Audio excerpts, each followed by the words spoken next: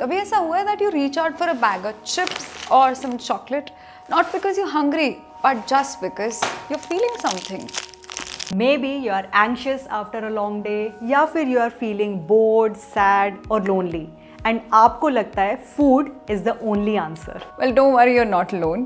This is called emotional eating and stress eating. And इस video में हम बात करेंगे कि emotional eating and stress eating क्या होता है, ये दोनों एक दूसरे से कैसे अलग है और आप इसको ओवरकम करने के लिए क्या कर सकते हो। जब आपको क्रेविंग हो तो आपके ऑल्टरनेटिव्स क्या है, सब कुछ हम इस वीडियो में बताएंगे। हम ब्रेक डाउन करेंगे biology, psychology and most importantly solutions.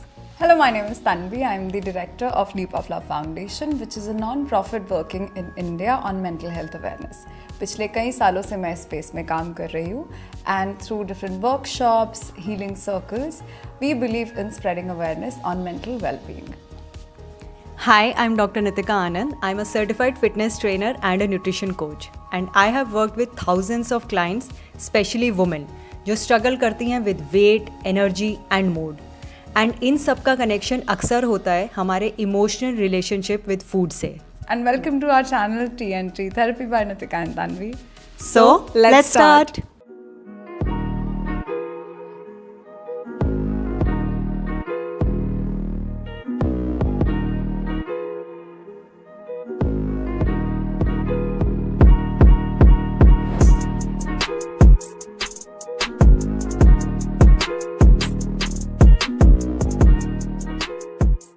So let's first start with understanding what is emotional eating.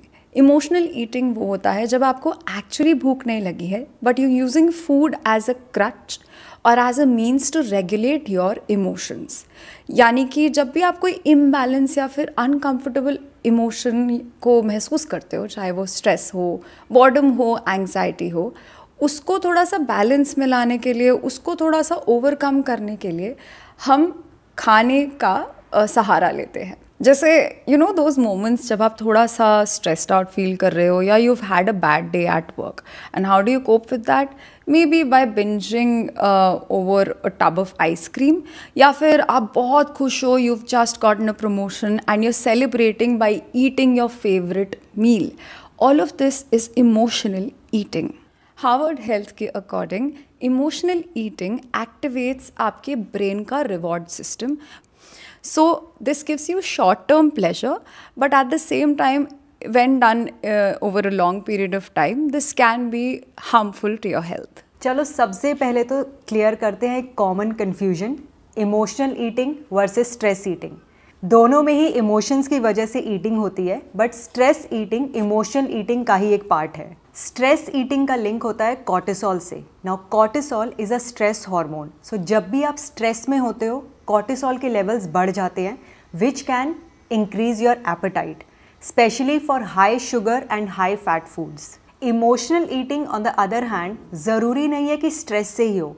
It can be triggered by any intense emotion like guilt, boredom, celebration या even nostalgia.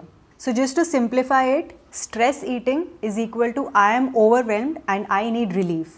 Emotional eating is I am feeling something and I don't know how to sit with it. Now let's talk about why this happens. Emotional eating के पीछे की science actually है क्या?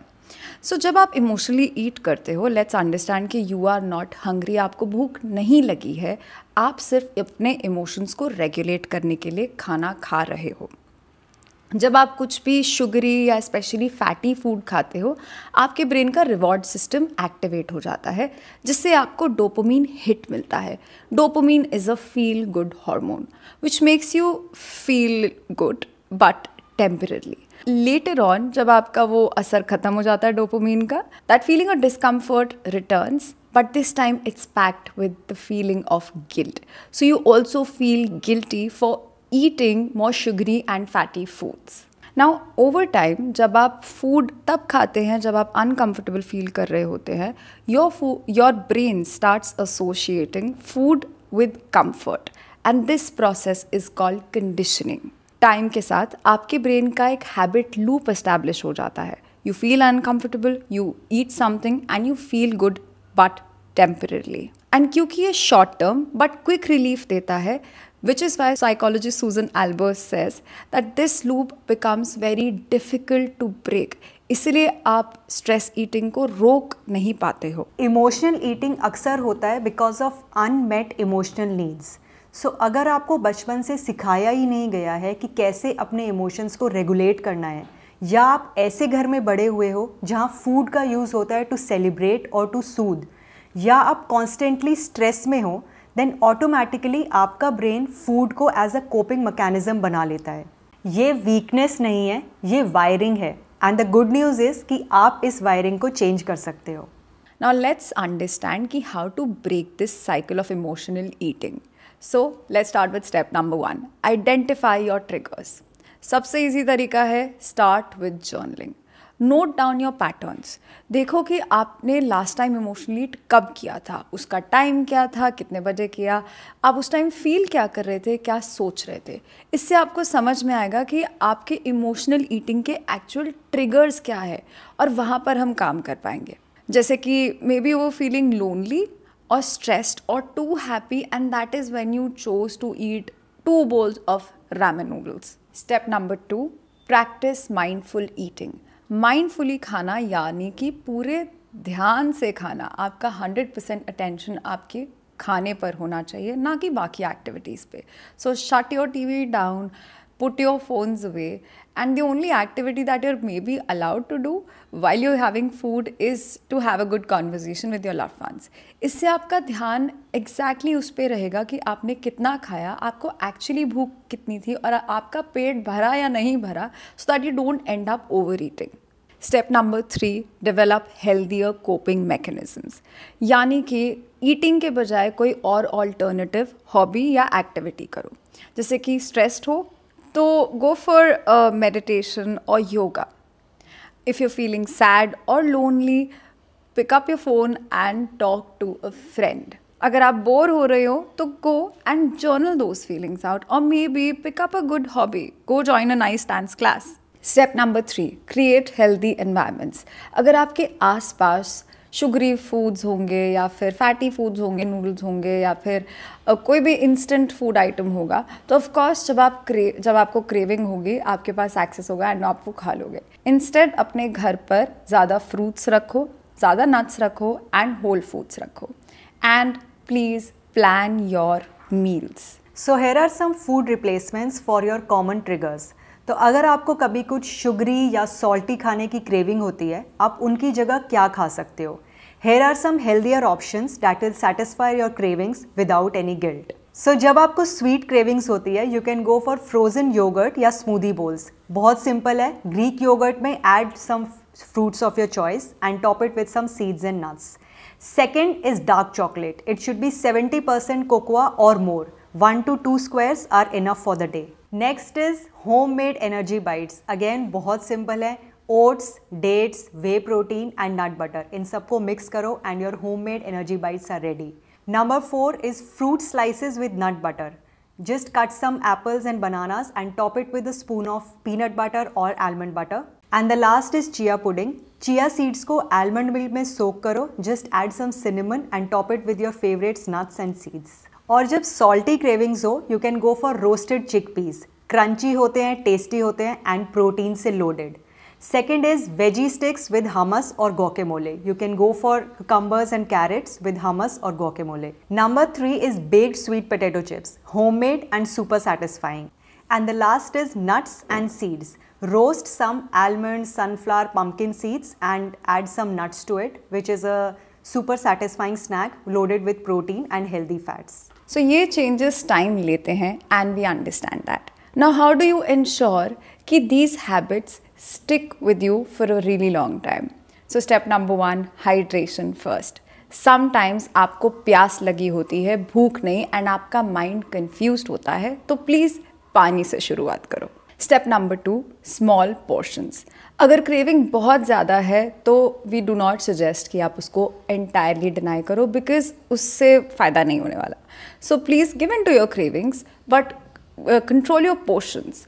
अगर आपको noodles की craving हो रही है, so make sure that you don't end up eating an insane amount of noodles. Step number 3, distraction technique. Cravings usually 10 से 15 मिनट तक के लिए ही होती हैं. So if you just control them for 10 to 15 minutes, we assure you that most of your cravings will actually go away. So as soon as you have a craving for something fatty or sugary, why don't you indulge yourself into some interesting activity? आप journal करो, गाने सुनो, बाहर walk पे चले जाओ, आपकी craving वो 15 मिनट बाद चली जाएगी. Step number 4, build a support system. So talk to your confidants, अपना inner circle जिस पे आप 100% ट्रस्ट करते हो, जो आपको पता है कि when you share your cravings and struggles, they won't judge you. In fact, they might be a good listener, or they might also be able to guide you towards seeking the right kind of help. Step number 5, celebrate non-food wins. तो चाहे अगर आप you're sticking to a habit for a really long time and you want to celebrate that, or you just have a reason to celebrate, avoid celebrating with food. Instead, why not take yourself to get a nice spa or a haircut, या फिर buy a book for yourself, or dance your hearts out. Now lastly, when should you seek help? When you feel कि आप इस craving को control नहीं कर पा रहे हो, या फिर जितना आप अपने cravings को control करने की कोशिश कर रहे हो, तब भी you are having not very normal mood swings and आपका stress थोड़ा aggravated है, which has started impacting your day-to-day functionality, it is time to seek help. You can go to a good professional, a counselor, a therapist, or if you like, you can try alternate therapy also. अगर आपको लगता है कि इतनी cravings की वजह से आपका वेट गेन हो रहा है, आपको लाइफस्टाइल डिसऑर्डर्स हो रहे हैं like diabetes, PCOD, PCOS, and आप इस एक साइकिल में फंसे हुए हो of emotional eating and you know coping with your emotions and stress, then it's better to seek for a help with a nutritionist. So thank you so much and for listening to us, and we hope that this video was able to help you and will help you. So, and if it did, please don't forget to share it with your loved ones, and of course don't forget to like, share, subscribe and click on the bell icon for more such informational videos. And all the relevant links that we have spoken in the episode are all there in the description, so don't forget to check them out. Including our contact details. So in case you'd like to contact us, everything is there in the caption and in the description of this video. So see you in the next episode. Yeah, bye-bye.